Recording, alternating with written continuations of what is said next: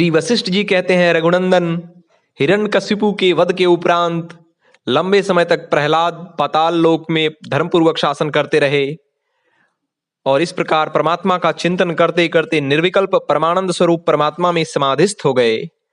अपने महल में यों समाधि अवस्था में पड़े हुए दैत्यवंशी प्रहलाद का बहुत सा समय व्यतीत हो गया। उस समय यद्यपि असुर श्रेष्ठों ने उन्हें जगाने की बहुत चेष्टा की, तथापि असमय में उन महाबुद्धिमान की समाधि भंग न हुई। यो निश्चल ब्रह्मस्वरूप एवं शांत हुए प्रहलाद ब्रह्म दृष्टि शून्य होकर हजारों वर्षों तक उस दैत्य नगरी में समाधिस्थ पड़े रहे। उस समय हिरण्यकशिपु मर चुका था और उसके पुत्र प्रहलाद समाधिस्थ हो गए थे। अतः जब पाताल में कोई अन्य राजा नहीं रह गया, तब दानवों को अपने अधिपति का अभाव खटकने लगा। इसलिए उन्होंने प्रहलाद को समाधि से जगाने के लिए घोर प्रयत्न किया, परंतु वे नहीं जागे। तब उस राजा रहित नगर में बलवान दैत्य लुटेरों की तरह स्वेच्छानुसार लूटपाट करने लगे, जिससे उद्विग्न होकर अन्य दैत्य अपनी अभिष्ट दिशाओं में भाग गए। उस अराजकता के कारण पाताल लोक चिरकाल के लिए ऐसी अवस्था में पहुंच गया जहां बलवानों ने दुर्बलों के नगर छीन लिए। मर्यादा के क्रम का सर्वथा विनाश हो गया। सभी लोग स्त्रियों को पीड़ा पहुंचाने लगे। पुरुषों के प्रलाप और रोदन के शब्द चारों ओर व्याप्त हो गए। लोगों ने एक दूसरे के वस्त्र छीन लिए। नगर का मध्य भाग खंडहर के रूप में परिणत हो गया और क्रीड़ा के उद्यान नष्ट भ्रष्ट हो गए। सारा राज्य व्यर्थ के अनर्थों से पीड़ित हो गया। दिशाएं धूल से व्याप्त हो गईं।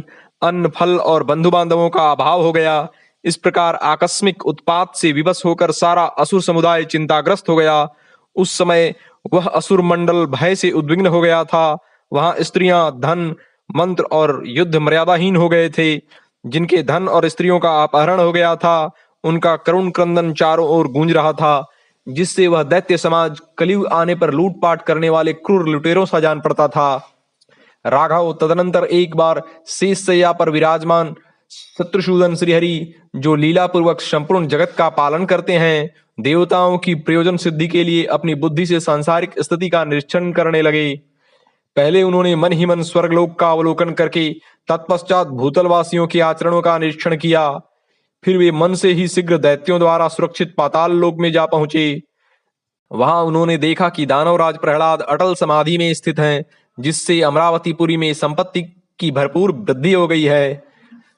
तब जो शेष शैया पर पद्मासन लगाकर बैठे थे तथा जिनके हाथों में शंख, चक्र और गदा सुशोभित हो रहे थे, उन भगवान नारायण के मन में ऐसा विचार उत्पन्न हुआ कि मैं रसातल में जाकर दानवराज प्रहलाद को उसके कर्म में पहले की तरह उसी प्रकार स्थापित करूंगा, जैसे वसंत ऋतु वृक्ष को पुनः उसकी पूर्व दशा में ला देती है।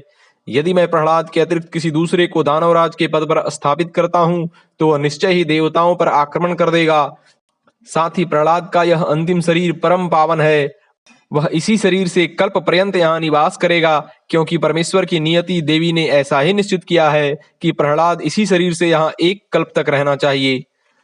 इसलिए मैं वहां जाकर दैत्यराज प्रहलाद को ही जगाऊंगा, जिससे वह जीवन मुक्तों की समाधि में स्थित होकर दैत्याधिपत्य को ग्रहण करें। निश्चय ही हम मर्यादा रहित दस्युओं के अत्याचार से भयानक उस पाताल में जाकर दैत्यराज प्रहलाद को समाधि से विरत करेंगे और इस संपूर्ण जगत को पूर्ववत स्वस्थ बनाएंगे। ओम।